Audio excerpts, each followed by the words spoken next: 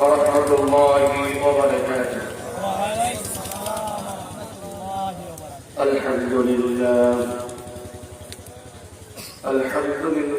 الذي شرف بالقرآن المجيد وبرهانه التوحيد. نشهد أن لا إله إلا الله وحده لا شريك له. نشهد أن سيدنا وحبيبنا ومولانا محمدا عبد الله ورسوله الذي أرسله بالحق بشيرا ونذيرا وداعيا إلى الله بإذنه وسراجا منيرا. فقد قال الله تعالى في كلامه المجيد وفرقان حميد: أعوذ بالله من الشيطان الرجيم. بسم الله الرحمن الرحيم. إن الذين آمنوا والذين هاجروا وجاهدوا في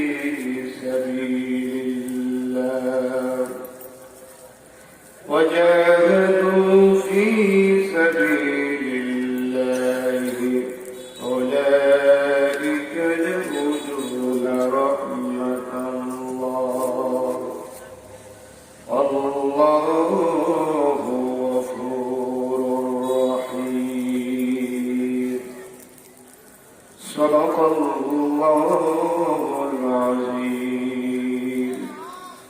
وقال تعالى مخبرا وآمرا للمؤمنين والمؤمنات إلى يوم القيامة: إن الله وملائكته يصلون على النبي يا أيها الذين آمنوا صلوا عليه وسلموا تسليما.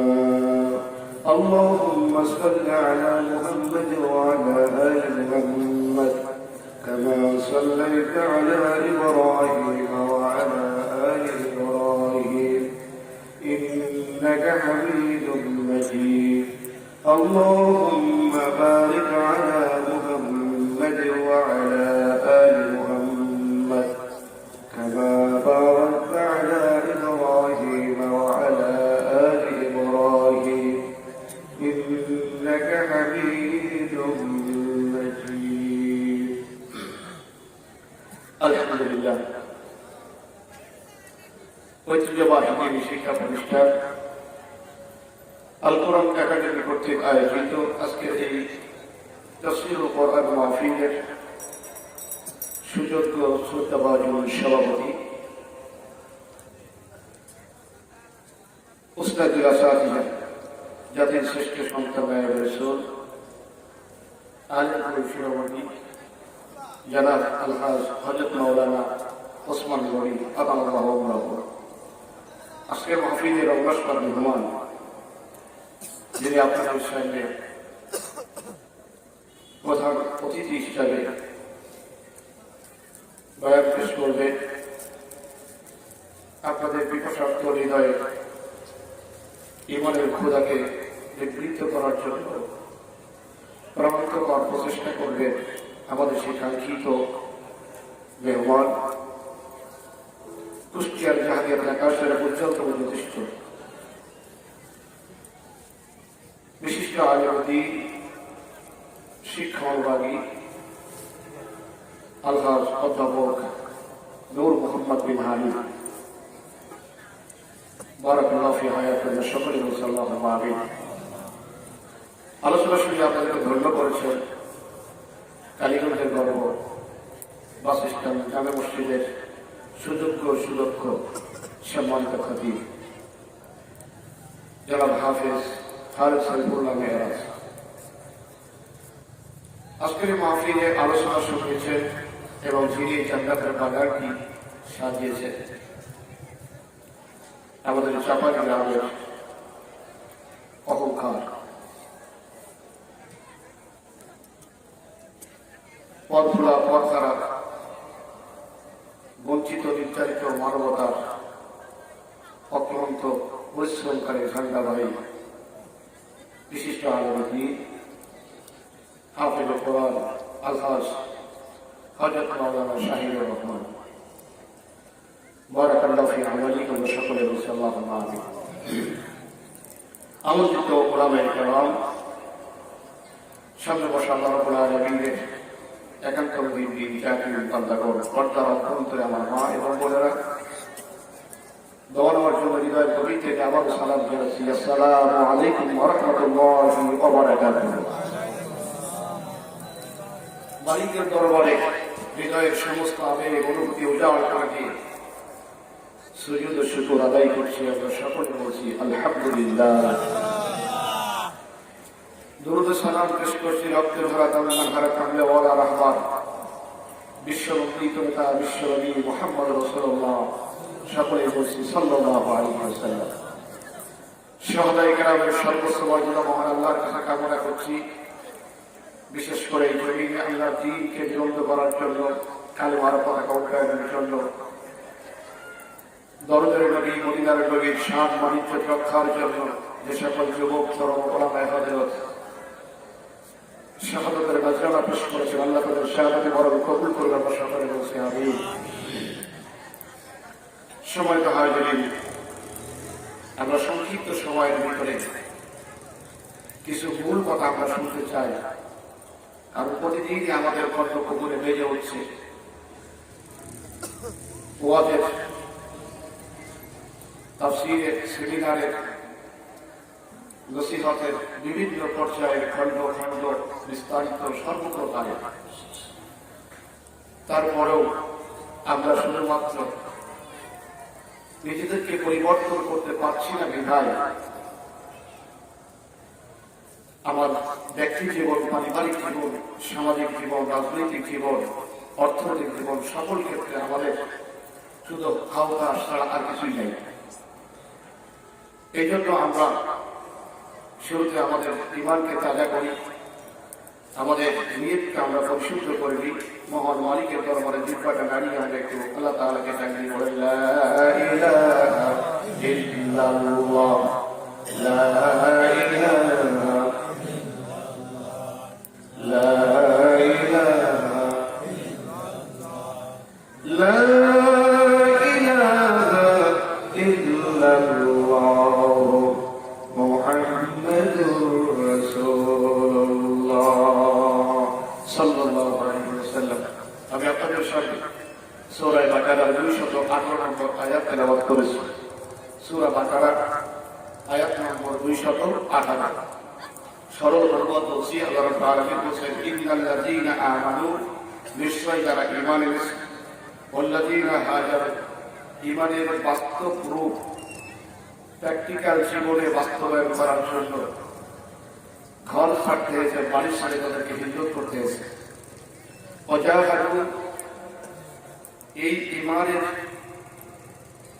তাগাদার জন্য, ঈমানের কারণে আল্লাহ রাব্বুল আলামিনের এই জমিনে আল্লাহর দ্বীনকে প্রতিষ্ঠা করার জন্য জিহাদের সংগ্রামে যারা লিপ্ত থেকেছে, উলাইকা ইয়ারজুনা রাহমাতাল্লাহ, শুধুমাত্র তারাই আল্লাহ রহমতের প্রত্যাশী। আমরা সকলে বলি আমিন। আল্লাহু গফুরুর রহিম। আর যে আল্লাহ রহমতের প্রত্যাশী আমরা, ওই আল্লাহ এমন একজন আল্লাহ, তিনি গফুর, তিনি ক্ষমাশীল, তিনি দয়ালু। তিনি ক্ষমাশীল, তিনি দয়ালু। আমাদের আল্লাহ কেমন আল্লাহ? তিনি ক্ষমাশীল, দয়ালু। কেমন দয়ালু? কেমন দয়ালু? পৃথিবীতে আপনাকে আমাকে কেউ ডেকে ডেকে বলে না অপরাধ করেছি, মাপ চাও, মাফ করে দেয়, বলে কিনা কেউ? কেউ বলে না। বরং অপরাধ করেছি করি নাই প্রমাণের আগেই আপনাকে আমাকে প্রতিশোধের স্পৃহার আগুন জ্বালায় তাকে কিভাবে দমন করা যাবে সেই জন্য চেষ্টা করি বলে। আমাদের তবিয়ত। মাও বলে না, বাবাও বলে না। আর আল্লাহ এমন দয়ালু, এমন গফফার। আল্লাহ বলছেন, বান্দা আমি তোমার রব, তুমি একটা বার শুধু আমার কাছে তওবা করো, একটা বার শুধু তুমি আমার কাছে বলো, একটা বার শুধু আমাকে আল্লাহকে আল্লাহ বলো, আমি আল্লাহ রাব্বুল আলামিন তোমার এমন রব, আমার জীবনের সব অপরাধগুলোকে আমি মাফ করে দিব। সুবহানাল্লাহ। আল্লাহ যখন মাফ করে দিবেন তখন আল্লাহ রহমত পাওয়া যাবে। এই জন্য প্রত্যেকটি ইমানদারের কাছে সবচেয়ে বড় দৌলত হলো ইমান। বড় দৌলত কি? ইমান। ইমান রাখতে কি ঘর ছাড়তে হয়েছে, বাড়ি ছাড়তে হয়েছে, স্ত্রী বিধবা হয়েছে, সন্তান এতিম হয়েছে, ভাই ভাই হারাইছে, মা সন্তান হারিয়েছে, তারপরে তারা ইমানের দৌলতকে ত্যাগ করেনি। কথা বলো ঠিক হয় কি? ইমান এমনই দামি জিনিস মুমিনের কাছে, তবে মুনাফিকের কাছে না। মুনাফিকের কাছে ইমান সকালে আসে, বিকালে চলে যায়। যে কোনো ভাবে সে নিজেকে প্রতিষ্ঠিত রাখার জন্য অদল বদল করে নেয়। কিন্তু ইমানদার তার ইমানের কারণে কোন সময় কোনো কালে কোনো প্রেক্ষাপটে বাতিলের কাছে এক সময় মাথা মতো করে না। যে ইমানের রাজপথে সে পা রেখেছে, ইমানের রাজপথে থেকে তার জীবনটা অতিবাহিত করে দেয়, প্রয়োজনে শাহাদাতের মঞ্চে তার জীবনের করে গান গায়, তবু ইমানের দৌলত ছেড়ে দেয়। কথা বলো ঠিক নয় কি? আমার বন্ধুগণ, আমরা এমন চিন্তা করি, এমন করে ভাবি, ইমানে এসে নামাজ পড়ি, রোজা করি, জাকাত দেই, মানবতার কাজে সবসময় আমরা এগিয়ে থাকি। এমন কোনো ভালো কাজ নেই যা আমরা করি না। এমনকি আমাদের জীবনের চাইতে নবীকে বেশি ভালোবাসি, আমাদের নবীকে আমরা বেশি মহব্বত করি, নবীকে বেশি ভালোবাসি। এত নবীকে ভালোবাসি, নবীর উম্মত বলে দাবি করি। কেমন দিন যখন বিপদ হয়ে যাবে, নবী আমাকে সুপারিশ করবে না, তো সুপারিশ করবে তাকে আমি নবীর উম্মত। কারণ এমন কোনো দিন যায় না, এমন কোনো সময় যায় না নামাজের মধ্যে নবীর সঙ্গে আমরা দরুদ পেশ করি না। এমনকি নবীর নাম ধরে কেউ বলে করি সাল্লাল্লাহু আলাইহি ওয়াসাল্লাম বলি আমরা যতটুকু। প্রত্যেকটি জায়গায় আমাদের ভালোবাসা আছে, আমাদের মহব্বত আছে, নবীর প্রতি আমাদের দরদ আছে। একান্ত আপনজন আমার এদিকে নবীর প্রতি মহব্বত দেখাই, নবীর প্রতি ভালোবাসাও দেখাই। আবার জাহালিয়াতের সমস্ত আমাদের রসুলকে প্রতিষ্ঠা করার জন্য আবু জেহেল উতবা সাহেবাদের যেই কর্মসূচি রেখে গেছে, ওই কর্মসূচিগুলো বাস্তবায়ন করার জন্য প্রতিটি মুহূর্তে মুহূর্তে তাদের সহযোগিতা করি। প্রত্যেকটি সময় তাদের কাছে আমরা এগিয়ে যাই, যত প্রকার আনজাম দেওয়া সবগুলো আমরা দিয়ে দিই। আল্লাহ রাব্বুল আলামিন বলে, উলাইকা হুমুল কাফিরুনা হাক্কা, যারা কিছু মানে আর কিছু মানতে চায় না, যারা এদিকেও থাকতে চায় ওদিকেও থাকতে চায়। আল্লাহ রাব্বুল আলামিন বলে, ঈমানদার বলে দাবি করলো আল্লাহর দৃষ্টিতে, আল্লাহ বলে তোরা কাফির। ঈমান নাই, ঈমান নাই। তার বাস্তব জীবনটা যদি একটু দেখে আমরা লক্ষ্য করি, হুজুরের চাচা আবু তালেবের নামটা কে না জানে? নবীর প্রতি এত বিশ্বাস, নবীর দিনকে এত বিশ্বাস করেছে। আলী সত্য মানুষ তো আলীকে বলেছে চলে যাও মুহাম্মদের কাছে, জাফরকে বলেছে চলে যাও মুহাম্মদের কাছে। এমনকি নিজের সন্তানের চাইতে আলীর থেকে, জাফরের থেকে, মেয়ে হামিদ থেকে সকলের চাইতে বিশ্বনবী মুহাম্মদ রাসূলুল্লাহকে বেশি ভালোবেসেছেন। এমন ভালোবাসা পেয়েছেন, আল্লাহর নবী যখন বলল লাখ মারা করতা গোবর সকলের সামনে মাথা নত করা বন্ধ করে দাও, এক আল্লাহর গোলামি করো, এক আল্লাহর কাছে মাথা নত করো, তাহলে খুশি বল তোমাদের জীবন সফল হবে, তোমরা সফলতার চূড়ান্ত পর্যায়ে পৌঁছাবে। আবু জেহেল সঙ্গে সঙ্গে বলল, এতদিন পর্যন্ত মুহাম্মদ তুমি ভালো কথা বলেছো, কিন্তু এখন আমাদের পরিবর্তন করতে বলো, আমাদের দেওয়ার যখন পাল্টাতে বলো, আমাদের কালচার কৃষ্টি পাল্টাতে বলো। এখন আর তোমার সাথে আমরা একমত নয়, একমত নয়, একমত নয় বলো। জীবন সংহার পর্যন্ত তারা চিন্তা করেছে, তার প্র্যাকটিক্যাল করার জন্য, তাকে আগে একটু মেসেজ দেওয়ার জন্য, একটু আগে নাড়াচাড়া দেওয়ার জন্য মাঝে মধ্যে বিভিন্ন রকমের হুমকি ধামকি দিয়েছে। আল্লাহ নবীর শেষ পর্যন্ত নিয়ে গিয়ে শিয়াবে আবি তালিবের ভিতরে কারণ একটু জেলখানার মধ্যে আটকে দিয়েছে। তাদের জেলখানাটা কেমন ছিল একটু লক্ষ্য করবেন। আপনারা যদি জেলখানায় যেয়ে থাকেন, আমাদের জেলখানাগুলো একটু চিন্তা করেন, জেলখানার মধ্যে খাবারের ব্যবস্থা আছে। সকালবেলায় যদি একটু রুটি আর একটু গুড় দেয়, কিন্তু অন্য সময় ইচ্ছা করলে ভাত পাওয়া যায়। আবার যদি আপনার জেলখানার খাবার ভালো না লাগে, আপনার যদি আপনার আত্মীয় স্বজন আপনার পিঠিতে যদি টাকা লাগাই দিয়ে ইচ্ছে মতো ক্যান্টিন থেকে আপনি ভালো খাবারও দিতে পারেন। এটা করে আমাদের জেলখানার ব্যবস্থা। আর ওদের জেলখানাটা কেমন ছিল, সে আদালত কেমন ছিল, ক্ষুধার যন্ত্রণায় খাবার নাই, খেতে পারে না। বৃদ্ধরা, যুবকেরা, শিশুরা সবাই আপনার থেকে ওঠে ক্ষুধার যন্ত্রণায়। শেষ পর্যন্ত মহিলারা পর্যন্ত বলতে শুরু করলো, ইয়া রাসূলুল্লাহ, আমরা তো কষ্ট করলাম, কিন্তু আমাদের পরিবার টুকরো সন্তানেরা যারা মুখের দুধ খায়, আমাদের তো খাবার নাই, মুখের দুধগুলি শুকিয়ে গেছে। ওগো আল্লাহর নবী, এখন আপনি আমাদের জন্য কোনো ব্যবস্থা করুন, বাচ্চাগুলো তো মুখের দুধ আর খায় না। আল্লাহর নবী বললেন, এই যে বাবলা গাছ আছে, বাবলা গাছের পাতাগুলো তোমরা চাবাই চাবাই খেতে থাকো, বাবলা গাছের পাতাগুলো চাবাই চাবাই খেতে থাকো। আল্লাহর নবীর নির্দেশ বাবলা গাছের বিষয়ে অনেক বিজ্ঞানসম্মত অনেক কথা আছে, আমি সেদিকে যাবো না। তবে এতটুকু বলি, বাবলা গাছের পাতাগুলো চাবানোর পরে কিছুক্ষণ পর আপনি পানি খাইতে যাবেন, দেখবেন মিষ্টি লাগে। যে জিনিস চাবানোর সময় দিতে লাগে সেই জিনিস মিষ্টি হয় কেমনে? আপনাদের কাছে প্রশ্ন রাখেন, আপনারা জানবেন, বুঝবেন। আল্লাহ নবী বললেন, বাবলা গাছের পাতাগুলো তোমরা চাবাতে শুরু করো। বাবলা গাছের পাতা চাবাতে গিয়ে কাঁটাযুক্ত পাতা চাবাতে গিয়ে জিহ্বা দিয়ে ছোট করে দিয়ে রক্ত বৈদ্যুত বের হয়ে গেছে। এমন দুঃসময় তার সঙ্গে কেউ দেখা করতে পারবে না, খাবার করতে পারবে না, যোগাযোগ কেউ করতে পারবে না। এমন দুঃসময় দূর মুহূর্তে, এমন বিপদ সংকট সময়ে আল্লাহর নবীর সঙ্গে সম্পর্ক ছিন্ন করে আবু তালেব। তখন নবীর সঙ্গে আবু তালেব আছে, তখনও আছে। আপনার আমার মতো ইমানটা কিন্তু বিপদ থেকে নিতে করি, সারা জীবন হুজুরের সঙ্গে একসঙ্গে চলি, হুজুরের সঙ্গে একসঙ্গে হাঁটা বসা করি। কেউ যদি ভয় পায় ঝাড়ফুঁক করে নেই, তাবিজ ছোড়ায় নেই, অনেক রকমের ব্যবস্থা হুজুরের সঙ্গে আছে। বাবা মারা যায়, না মারা যায়, তখন জিয়ারত করে নিই, হুজুরের 4 দিন মিলাদ 40 খাওয়াই। এত মিল, এত মহব্বত হুজুরের সঙ্গে। কিন্তু যখনই হুজুরের নামে একটা মিথ্যা মামলা দিয়ে দিল, তখনই সঙ্গে সঙ্গে না কিন্তু মাল হয়নি, ওদের তালে তালে আমরা বলি হুজুরের দোষ না থাকলে করবে কেন?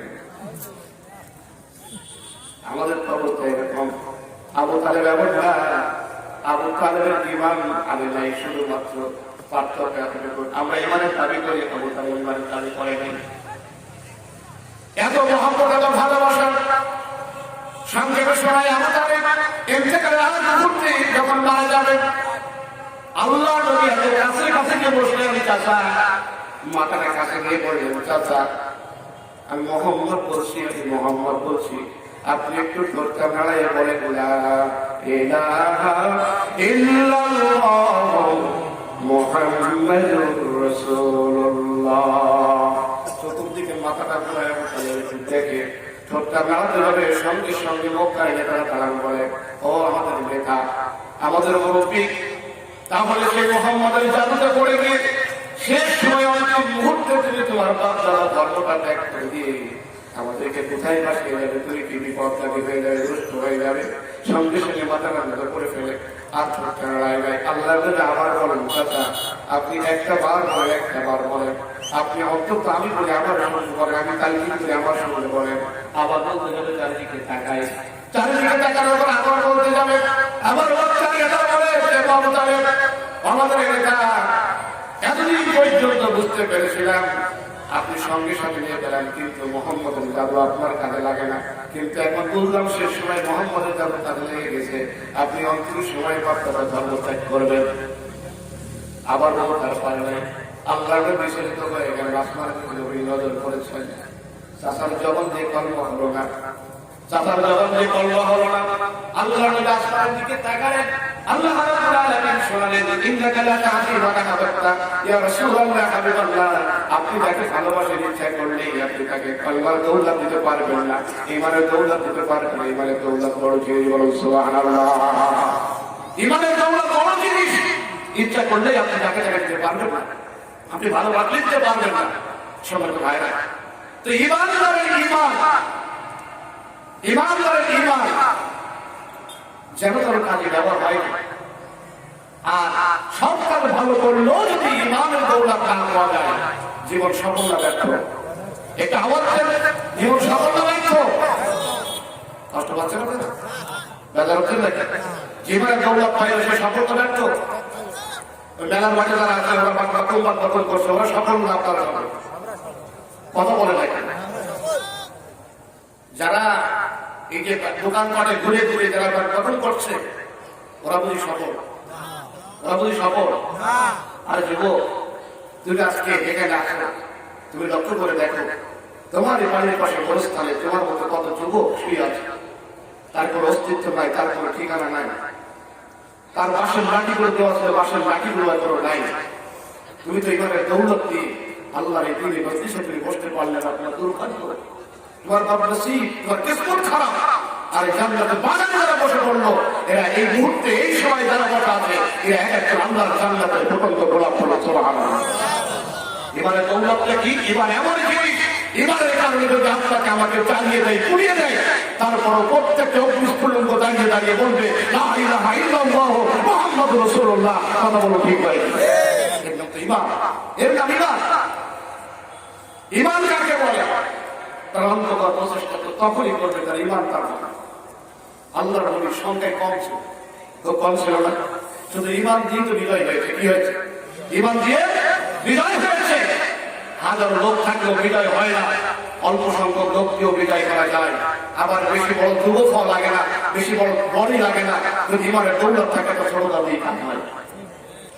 আল্লাহর নবী বললেন বদরের ময়দানে যাওয়াই লাগবে, লোকের সংখ্যা তো খুব কম, কিছু ঈমানওয়ালা যুক্ত হলো 313 জন ঈমানওয়ালা মানুষ, তার ভিতরে 2 জন ছোট মানুষ গিয়ে মায়ের কাছে বলছে মা মা কিয়ামতের মাঠে ভয়ঙ্কর গগন বিদারী আওয়াজ হবে, কান ছাড়ানো আওয়াজ হবে, ফায়দা যা আছে সংখ্যা বিরাট গগন বিদারী আওয়াজ হবে, ইয়াউমা ইয়াকুলুল মারউ বিআখিহি ওয়া উম্মিহি ওয়া আবিহি ওয়া সাহিবিহি।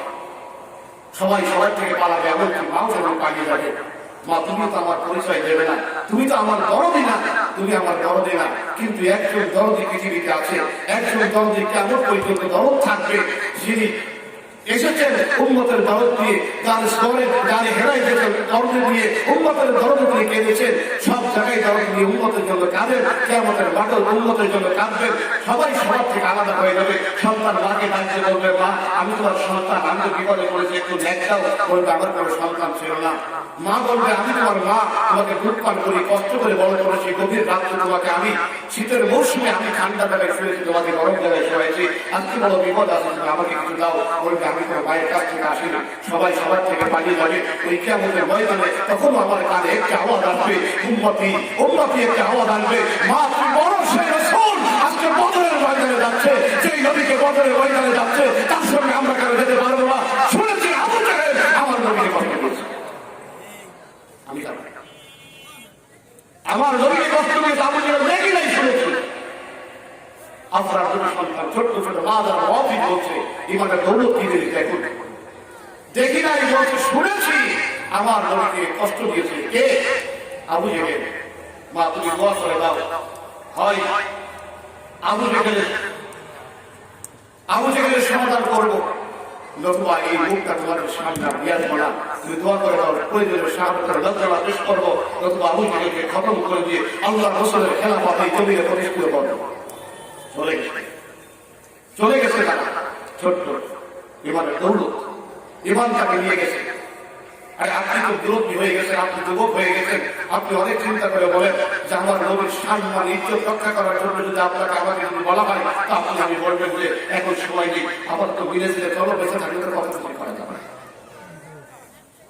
তা আমার কথা বলে তারপর আমার ঈমান, দুইটা ছোট্ট বাচ্চা চলে গেছে, যাতে কাছে কিচ্ছু নাই। ওই ময়দানে বেশি তলোয়ার ছিল না, মাত্র 2টা তলোয়ার। আর তাদের সমতা, পরিপত্তি, প্রশাসন, তাদের সবকিছু, তাদের গণমাধ্যম, তাদের সবকিছু, তাদের তার রাষ্ট্রের কথা তাদের নিয়ে গেছে। বিশ্বনবী মুহাম্মদ রাসূলুল্লাহ একটা অস্ত্র নিয়ে গেছে, লা ইলাহা ইল্লাল্লাহু মুহাম্মাদুর রাসূলুল্লাহ। আল্লাহর নামে একটা কালেমা, এই দামি অস্ত্র নিয়ে যেই ময়দানে গেছে, ওই ময়দানের মধ্যে 2জন বাচ্চা গেছে।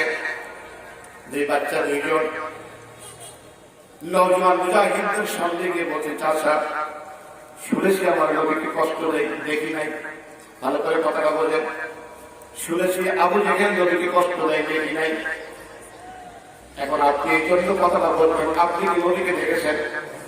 দেখেন নাই, ইমানের প্রশ্ন কিন্তু নবীকে দেখেছেন, দেখেন নাই, কিন্তু নবীকে বিশ্বাস করেন, নবীকে বিশ্বাস করেন, আওয়াজ আলাদা ইমান হারাবেন, নবীকে বিশ্বাস করেন, এখানে কার বিশ্বাস করে নবীকে হাত দেখান।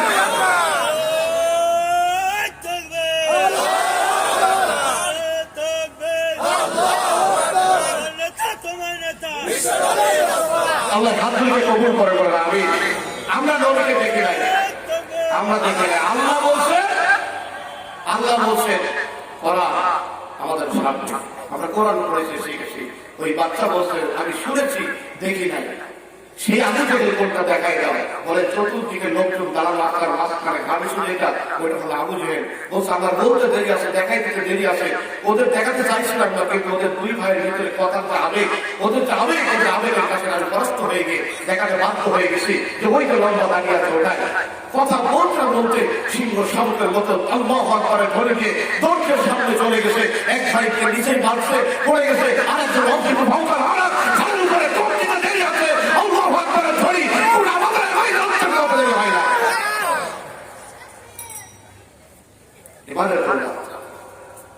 ইমানের দৌলত থাকলে সম্ভব, ইমানের দৌলত থাকলে সম্ভব। আমার বন্ধুগণ, ইমানদার গতিকে এত ক্ষিপ্র করে দেয়, ইমানদার কণ্ঠকে এত অবদ্ধ করে দেয়, ইমানের দৌলত পেয়ে যায়। ইমান যদি তার কাছে থেকে যায়, ইমানের রাজপথ এমন এক রাজপথ, ইমান এমন জিনিস, সব হারিয়ে ধরে কিন্তু ইমান হারাবে না। আল্লাহ রাব্বুল আলামিন বলেন ইন্নাল্লাযীনা আমানু, তোমাদের মধ্যে যারা নিশ্চয় যারা ইমান এনেছেন, ইমান যারা এনেছেন, আল্লাহ এখন সবাইকে ডাক দিচ্ছেন না, সবাইকে বলছেন না, আল্লাহ বলতে যারা ইমান এনেছে তাদের জন্য বলছেন। আল্লাহ রাব্বুল আলামিন বলেন ওয়াল্লাযীনা হাজারু, আর ইমানের দৌলত হওয়ার পরে যাদের জীবনে ইস্তিকরার চলেছে, যাদের জীবন বিপন্ন হতে চলেছে, যাদের ঘর হারাচ্ছে, বাড়ি হারাইছে, এমনকি সাধারণ নবী মক্কা ছেড়ে মদিনায় চলে যেতে হয়েছে। আমার বন্ধুগণ, কোরআন জীবন্ত, এই জীবন্ত কোরআনকে আপনি বলবেন আপনার প্র্যাকটিক্যাল জীবনে কোরআন এই মুহূর্তে নাজিল হচ্ছে, এই মুহূর্তে নাজিল হচ্ছে মনে করে আপনি আপনার জীবনে বোঝেন। মক্কা ছেড়ে মদিনায় যারা চলে গেছে তাদের জীবনটা যেমন, আপনি যদি ইমানের দৌলত নিয়ে দাঁড়িয়ে থাকেন, আপনার জীবনটা সেই রকমই হবে। আপনি ঘরে মাথা দিতে পারবেন না, আপনি ঘরে ঘুমাতে পারবেন না, সারা জীবন ধরে আপনাকে অন্ধকার কোণের মধ্যে থাকতে হতে পারে, থাকতে হতে পারে। তারপর যারা দাঁড়িয়ে থাকে অবিচল হয়ে, আল্লাহ তাআলা কোরআনে বলেন শুধু দাঁড়িয়ে তারা থাকে না, জাহাদু, তারা চেষ্টা করে, তারা জিহাদ করে, তারা সংগ্রাম করে ফি সাবিলিল্লাহ, আল্লাহর রাস্তায়, আল্লাহর রাস্তায়। আল্লাহ রাব্বুল আলামিন বলেন উলাইকা, যাদের কথা বলা হচ্ছে এই মানুষগুলো কেমন, ওদের ব্যাপারে আল্লাহ বলছেন ইয়ারজুনা রাহমাতাল্লাহ, তারা আল্লাহর রহমতের প্রত্যাশী। জোরে বলুন সুবহানাল্লাহ। তারা কিসের প্রত্যাশী? আল্লাহর রহমতের প্রত্যাশী। আমি মাঝে মধ্যে বলি, আপনারা জানেন আহমদ তাহার কথা আপনারা সবাই জানা, ব্রিটিশ বিরোধী আন্দোলনের সময় যখন মুসলমানরা যখন তার সামনে তার সক্রিয়তা মুসলিম তাহাদের প্রবর্তনকে বুলন্দ রাখার জন্য যখন কাজ করছিল, তখন ব্রিটিশের সেনারা তখন বললো আহমদ লাহোরীকে বড় বড় বক্তব্য দিচ্ছে, ওর ইমানটাকে গরম করে দেওয়ার জন্য ওকে ঠান্ডা করে দাও। বলে কিভাবে ঠান্ডা করবে? বলে আহমদ লাহোরীকে বরফের মধ্যে ঢেকে রাখো। আহমদ লাহোরীকে বরফের মধ্যে ঢেকে রাখছে। কিছুদিন বরফের মধ্যে ঢেকে রাখার পরে যে মাসটা বেঁচে থাকে, কিছুদিন লাগে আস্তে আস্তে করে আহমদ লাহোরী নরম হয়ে গেছে। এবার ব্রিটিশের সেনার কাছে গিয়ে খবর দিচ্ছে যে এখন আহমদ লাহোরী নড়াচড়া করছে না, এখন থেমে গেছে। বলে এবার গিয়ে তাকে বলো যে মুসলমানদের পক্ষে সে কথা বলবে কিনা, এখন সে স্বাধীনতা চাই কিনা। আবার সে জিজ্ঞেস করে আহমদ লাহোরী, এখন তুমি ঠান্ডা হয়ে গেছে, তুমি কি স্বাধীনতা চাও? মাথাটা উঁচু করে চোখটা নাড়িয়ে দিয়ে এবার আহমদ লাহোরী বলছে, এই ব্রিটিশের সেনারা শোনো, এই ব্রিটিশের সেনারা শোনো, আহমদ লাহোরী রক্ত ঠান্ডা করেছে বড়, আহমদ লাহোরী রক্ত ঠান্ডা করেছে বড়, আহমদ লাহোরী রক্ত ঠান্ডা করে বড়, ইমান ঠান্ডা করতে পারে নাই, ইমান তার কাছে ইমানে তো দামি দিবি, ইমানের দৌলত পাই, ইমানের আওতাতে না দেওয়াই ওই আওতা ছেড়ে যায় না। কি দেশ বলে, এটা কিসের তো বোঝেন না, এটা হলো ইমান। এটা কিসের? ইমান। ইমানের মুসলমান। আপনার তো সকাল করে ঠান্ডা পানিতে উজু করা থাকতে পারবেন, কত সকালবেলা ঠান্ডা ঠান্ডা উঠে পালাতেই কষ্ট হয়। আপনি যেসব সংগ্রাম করে আপনি আপনার তাহাজিদ তওজ্জুহ আপনার মুসলমানকে আপনি ঠেকায় রাখবেন কিভাবে? কিভাবে আপনি ঠেকায় রাখবেন? তার যদি আপনি না করতে পারেন, সমাজটা যদি আপনি পরিবর্তন না করতে পারেন, এই সমাজ যদি কোরআনের সমাজ না বানাতে পারেন, এই সমাজ যদি নবী রেখে যাওয়া সমাজ না বানাতে পারেন, তাহলে মুহূর্তে মুহূর্তে শিউরে উঠবে। আমার বারে বারে মনে পড়ে আমাদের ছোট্ট সোনামণি ওই আয়াতের কথা, যাকে 6 খণ্ড টুকরো টুকরো করে হত্যা করে তাকে সাগরে ভাসিয়ে রেখেছে। আপনার আমার যাদের সন্তান আছে, আপনার বিবেকের কাছে আমি প্রশ্ন করি, আপনার বিবেকের কাছে প্রশ্ন করি, এই সমাজটা আপনি আমি বানিয়েছি। আপনার আমার সন্তান আছে, আপনার আমার সন্তানদের প্রতি মায়া কি? আপনার আমার সন্তান যখন আপনার আমার রোগের ভিতরে আসে তখন কেমন হয়? আয়াতের 6 খণ্ড যুক্ত 6টি খণ্ডের পথে আবার তত না কষ্ট জেগেছে, যত কষ্ট জেগেছে তার বাবার মায়ের প্রতি, যখন শুনতে পেরেছে তার সন্তানের 6 টুকরো করে করে তাকে হত্যা করা হয়েছে। এই বাবা মায়ের হৃদয়টা তখন মনোযোগী। আমি ভিডিও চিত্রের মাধ্যমে দেখলাম, ওই ক্লিপটা মধ্যে দেখলাম মায়ের মুখে কোনো কথা নাই, নির্বাক হয়ে আছে। ও মুসলমান, আমি আপনাদের কাছে জানতে চাই, আজকে আয়াতের মতো 6 টুকরো করার সাহস পেল কোথায়? ওই কিশোর গ্যাংয়ের ওই ছেলেকে তার কাছে জিজ্ঞেস করা হল, তুমি কেন কাজটি করলে? বললো, আমি চ্যানেল থেকে শিখেছি, পাশাপাশি চ্যানেল থেকে মার্ডার করার সিস্টেমটাকে আমি শিখে বস্তায় ধরে ধরে যাতে রক্তের সাপলা থাকে, হাতের সাপলা থাকে, আমার চ্যানেল শিখেছে। মুসলমান, আপনার প্রতি মুহূর্তে আপনার বাড়িতে, প্রতি মুহূর্তে আপনার বাড়িতে টাইমের ভাবে, প্রতি মুহূর্তে আপনার ঘরে ঘরে আপনার কিশোর ছেলেটি, আপনার তরুণ ছেলেটি, আপনার যুবক ছেলেটি কিভাবে মাথা ধরা হবে, চালাবাজ হবে, ধর্ষণকারী হবে, লুণ্ঠনকারী হবে, হত্যাকারী হবে, হাইজাকার হবে, তার শেখানোর জন্য প্রতিদিন চ্যানেলগুলো ঢোকাই দেওয়া হয় আল্লাহর দ্বীন প্রতিষ্ঠার জন্য, চরিত্র শেখানোর জন্য, ইমান শেখানোর জন্য। যে চ্যানেলগুলি চালু করা দরকার সেগুলো আকাতে বন্ধ করে দেওয়া হয়।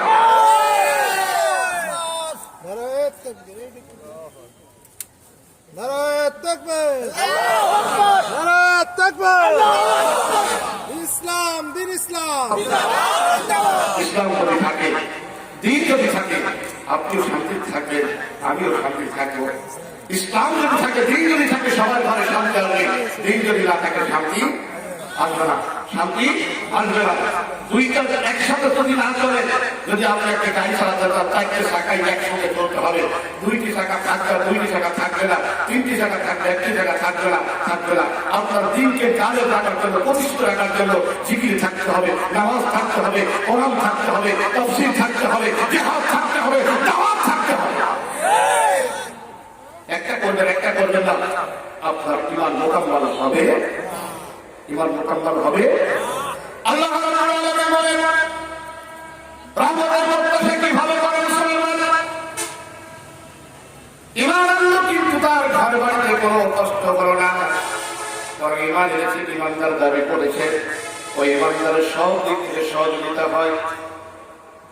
যে কালেমা পড়ার কারণে একজন মুসলমান ফাঁসির মতো জীবনের জয় গান গায়, আর ওই কালেমাকে আর একজন মানুষ টাকা কামায়।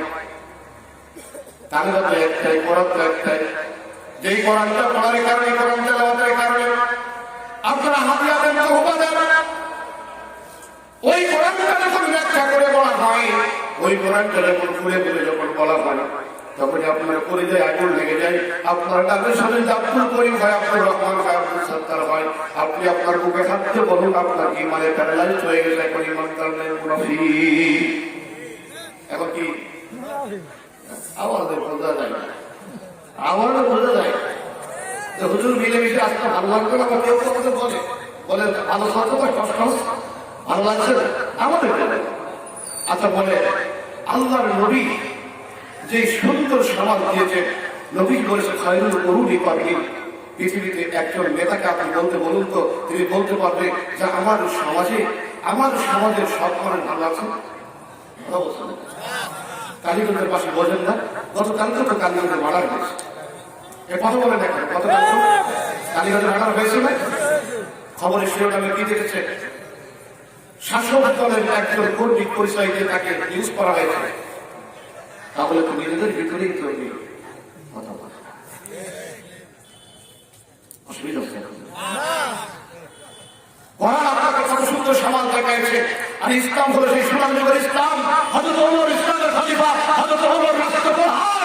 ওমর আদার বস্তা টেনে নিয়ে যায় আর বলে, ফোরাত নদীর তীরে যদি একজন দুঃখ যদি না খেতে মারা যায় কেমতের ময়দানে আমি ওমর আসলে কাজ করে যাবো আর আপনি সেই সমাজ সেই মুসলমান বলে দাবি করেন আপনি সে যদি উম্মত দাবি করেন আপনি সে কোরআন করেন আপনি নামাজে দাঁড়ান আপনি জাকাতে দাঁড়ান অথচ আপনার সমাজের মানুষ না খেয়ে মারা যায় খাবারের চক্করে রাত 12টায় একটা বৃদ্ধ মহিলা রাস্তায় শুয়ে থাকতে হয় বলি বলি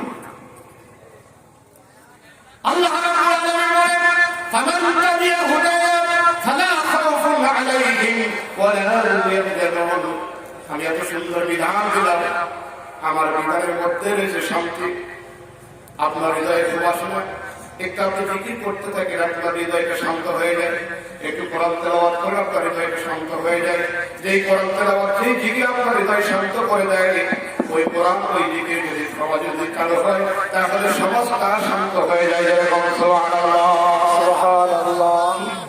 নারায়ে তাকবীর, নারায়ে তাকবীর। প্রধান বক্তার আগমন, শুভেচ্ছার স্বাগতম। আলহামদুলিল্লাহ, এতক্ষণ পর্যন্ত আমাদের কালীগঞ্জের কৃতি সন্তান মৌলানা রুহুল আমিন সাহেব অত্যন্ত গুরুত্বপূর্ণ আলোচনা করলেন। আমরা আজকের আলোচনা অনুযায়ী মোতাবেক আমল করতে পারি। আল্লাহ তাআলা আমাদেরকে তৌফিক দান করুন। সবাই বলে আমিন।